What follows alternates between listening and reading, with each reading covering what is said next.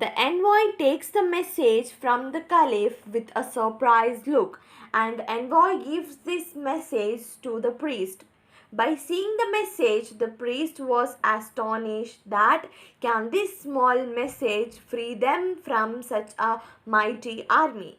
And now the priest and the envoy both meets the commander of the army.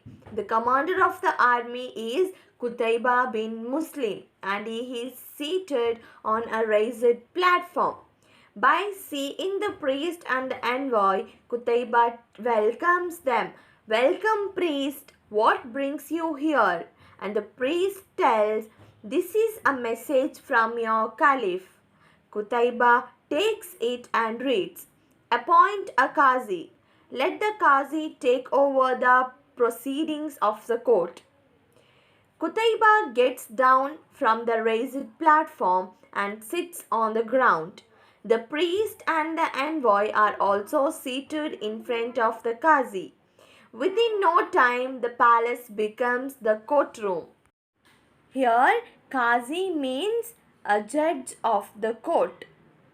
So now the qazi calls sentry, a soldier who guards a place, and tell him to read out the complaint against Qutayba bin Muslim. The sentry reads it loudly that Qutayba bin Muslim, a complaint is lodged against you by the priest of Samarkand that you have captured the place without any warning to the people. Qutayba tells the other places.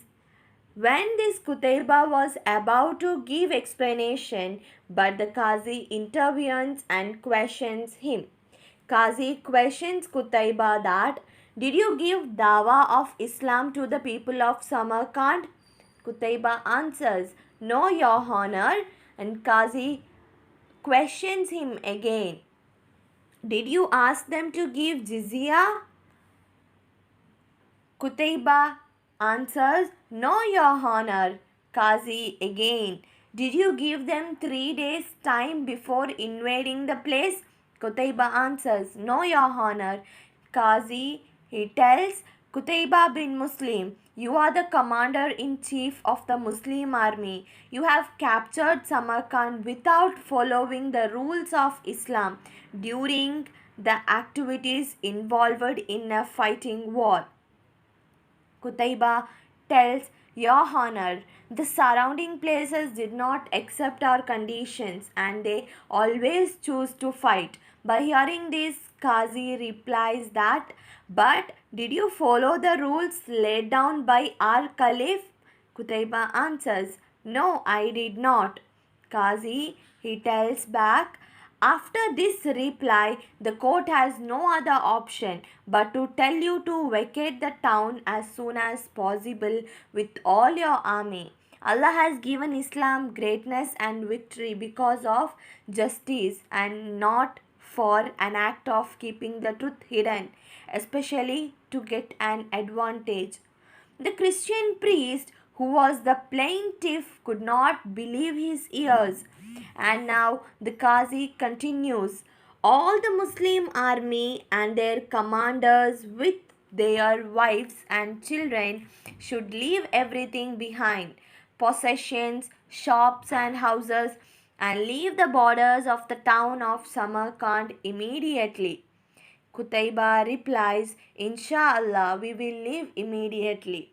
Qutayba did not try to argue with the Qazi because he knew the procedure of the court had to be followed without a doubt. Qazi now tells that not a single Muslim man or woman should stay back in this place. Even if they have to come here in future, no one should enter this place without following the rules.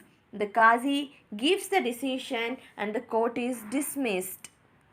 Now the Christian priest to his envoy. The court has given the decision so fast, no undue arguments, no witnesses, and no detailed explanation. By hearing this, the envoy tells they are ruled by a wise and pious caliph. The pity of the caliph has made all these people very sincere and honest. I have met the caliph. He lives in a very simple and small house.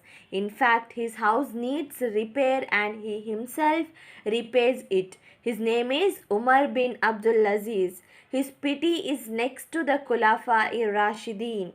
He is the grandson of Hazrat Umar Farooq radiallahu anhu. The Christian priest, by hearing this, it tells that no doubt the pity of the leader is sure to affect the hearts and souls of his people. The way in which the court proceedings were carried out shows his influence on his people. And envoy tells him back, did you hear how the sentry called out the name of Qutaiba? He did not use title or respect. And the Christian priest tell, yes, yes. Before the court, he was just an ordinary person appearing before the judge and not the commander of the army. Now, the action happens outside the city. The old town has a deserted look, and the neighboring people they are asking what is happening, and the people telling them that the decision given by the court is being followed and Muslims are leaving the city. Then why are the people of Samarkand crying? And the neighboring people tells them that they are crying and feeling sad because they are parting from people who have impressed them with their good behavior, modesty, akhlaq and love. They had left a great impression on their hearts and souls. So history is the proof that the people of Samarkand could hardly bear this separation for long. Under the leadership of their priest, the people ran behind the Muslim army which was leaving the city, calling out, there is no God but Allah and Prophet Muhammad sallallahu alaihi wasallam is his messenger. So we should follow and practice Islamic laws and live a simple and humble life following our Sahabas.